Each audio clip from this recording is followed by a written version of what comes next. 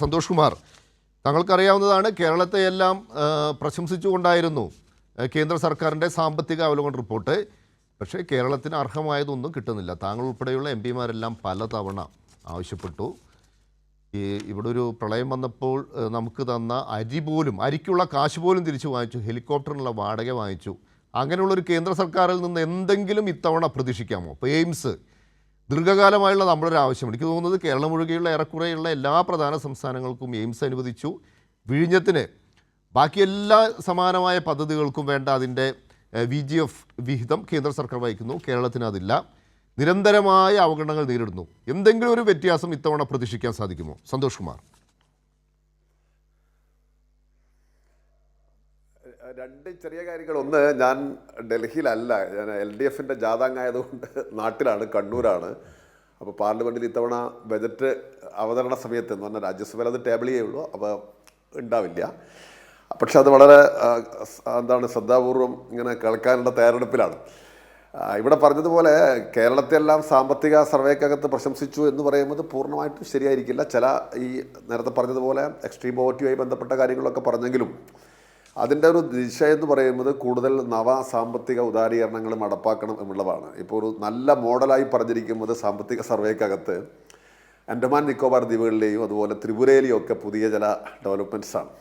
അതിൻ്റെ അവസാന ഭാഗം എടുത്തു നോക്കുമ്പോൾ അത് മനസ്സിലാക്കാൻ സാധിക്കും. അതുകൊണ്ട് നമ്മുടെ മോഡലിനെല്ലാം ഒരു ഏതാണ്ടങ്ങ് പ്രകീർത്തിച്ച് കളഞ്ഞു എന്ന മട്ടിൽ നമ്മൾ എടുക്കേണ്ടതില്ല. അങ്ങനെ പ്രകീർത്തിക്കാതിരിക്കുമ്പോഴാണ് സംസ്ഥാനത്തിന് ഗുണകരവും.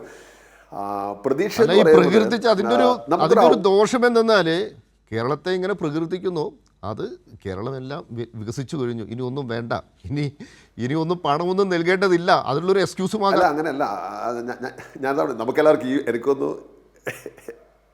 ഞാൻ പറയുന്നത് സാമ്പത്തിക സർവേയുടെ കാര്യങ്ങൾ അതിൻ്റെ ദിശ എന്ന് പറയുന്നത് വളരെ വളരെ അപകടകരമായിരിക്കുന്ന ഒരു കാര്യമാണ്. സാമ്പത്തിക സർവേയുടെ വിശദാംശങ്ങളിലേക്ക് നമ്മൾ പോകുമ്പോൾ ധാരാളം കാര്യങ്ങൾ ഇപ്പോൾ അതിനകത്ത് AI സംബന്ധിച്ച് പറഞ്ഞിരിക്കുന്ന കാര്യങ്ങൾ.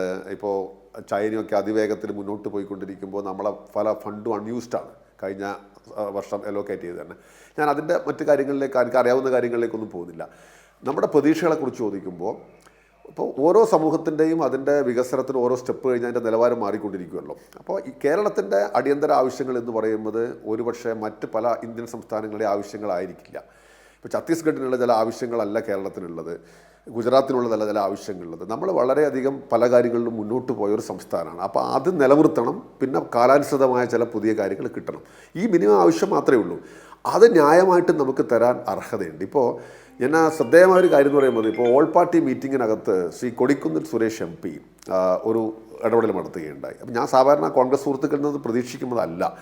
എന്ന് പറഞ്ഞാൽ അദ്ദേഹം പറഞ്ഞൊരു കാര്യം എന്ന് പറയുന്നത് സംസ്ഥാനത്തിന് അവഗണിക്കുന്നു, സംസ്ഥാനത്തിന് ന്യായമായ വിഹിതം കിട്ടുന്നില്ല എന്ന് തുടങ്ങിയ ധാരാളം കാര്യങ്ങൾ. അപ്പോൾ ഞങ്ങൾ ചോദിച്ചു, ഇതൊക്കെ ശരിക്കും പാർട്ടി നിലവാരമാണോ എന്ന് ചോദിച്ചു. ഇപ്പോൾ ആ പ്രസംഗത്തിൻ്റെ റെക്കോർഡ് ലഭ്യമാണോ എന്ന് ചോദിച്ചാൽ എനിക്കറിയില്ല. പക്ഷേ ഓൾ പാർട്ടി മീറ്റിങ്ങിന് കഴിഞ്ഞ മാസം 27-ാം തീയതി അദ്ദേഹം നടത്തിയൊരു ഇടപെടലായിരുന്നു അത്. ഞാനത് എടുത്തു പറയാനുള്ള കാര്യം, മലയാളികളായിരിക്കുമ്പോൾ നമുക്കെല്ലാം തന്നെ കക്ഷി രാഷ്ട്രീയ ഭേദമന്യേ ഈ ചില ആവശ്യങ്ങളുണ്ട്, അത് നമ്മൾ ഉൾക്കൊള്ളുന്ന ചില കാര്യങ്ങളാണ്. ഇപ്പോൾ എയിംസ് രാജ്യസഭക്കകത്ത് ഞാൻ തന്നെ ഒരു ഘട്ടത്തിൽ ചോദിച്ച ഒരു ചോദ്യത്തിന്, ഒരു ഉപചോദ്യത്തിന് അത് നിർബന്ധമായിട്ട് തരാമെന്ന് പറഞ്ഞു. തരാമെന്ന് പറയുന്നത് ഔദാര്യമല്ല, പക്ഷേ അതിനെക്കുറിച്ചൊരു വ്യക്തമായ കാര്യം വരുന്നില്ല. നമ്മുടെ അങ്കമാലി ശബരി റെയിൽപാത നമ്മൾ 50% അതിൻ്റെ കാര്യങ്ങളെല്ലാം നിറവേറ്റാമെന്ന് പറഞ്ഞിട്ടും അതിൻ്റെ പ്രവൃത്തി പോലും ആരംഭിക്കുന്ന സ്ഥിതി ഉണ്ടല്ലോ. എത്രയും പെട്ടെന്ന് പൂർത്തീകരിക്കണം എന്നൊരു നിർദ്ദേശം നമ്മൾ മുന്നോട്ട് വെച്ചു. നമ്മുടെ തീരദേശങ്ങളെ സംബന്ധിച്ച പ്രത്യേകം ചുരുക്കി പറഞ്ഞാൽ 21,000 കോടി രൂപയുടെ ഒരു സ്പെഷ്യൽ ഫിനാൻഷ്യൽ പാക്കേജാണ് നമ്മളിപ്പോൾ പ്രീ ബജറ്റ് ഡിസ്കഷൻ്റെ മുന്നോടിയായിട്ട് ധനകാര്യമന്ത്രി അവിടെ സമർപ്പിച്ചിരിക്കുന്നത്.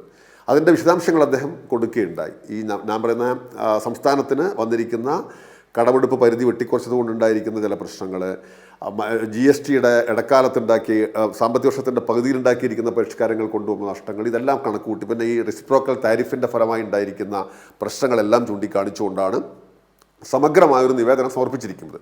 അപ്പോൾ പ്രതീക്ഷ എന്താണെന്ന് പറഞ്ഞാൽ ന്യായമായ കാര്യങ്ങൾ കിട്ടുക എന്ന് പറയുന്നതാണ്, ഔദാര്യമല്ല. മലയാളിക്ക് വളരെ കൃത്യമായി തന്നെ ചില കാര്യങ്ങൾ കിട്ടാനുള്ള അർഹതയുണ്ട്. ആ കാര്യമായ സംഗതികൾ കൊണ്ടുപോകണം. ഇപ്പോൾ 16-ാം ധനകാര്യ കമ്മീഷൻ്റെ റിപ്പോർട്ടും ഇന്ന് ടേബിൾ ചെയ്യുന്നതാണ് ഞാൻ മനസ്സിലാക്കിയിരിക്കുന്നത്.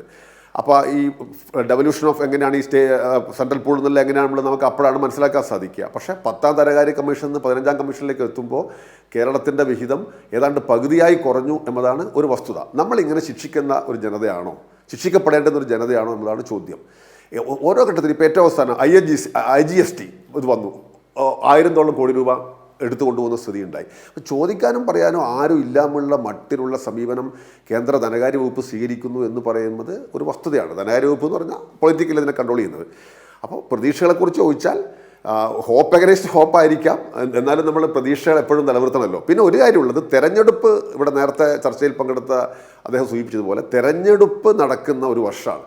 തെരഞ്ഞെടുപ്പ് നടക്കുന്ന സംസ്ഥാനങ്ങൾക്ക് ഒരു പ്രത്യേക കണ്ണോടുകൂടിയാണ് മോഡി സർക്കാർ എപ്പോഴും സമീപിക്കാറ്. ഒരുപക്ഷെ അതിൻ്റെ ഭാഗമായ ചില കാര്യങ്ങളും പിന്നെ നിരന്തരമായ നമ്മുടെ സമ്മർദ്ദത്തിൻ്റെ ഫലമായുള്ള ചില കാര്യങ്ങളും ഉണ്ടായിക്കൂടുന്നില്ല.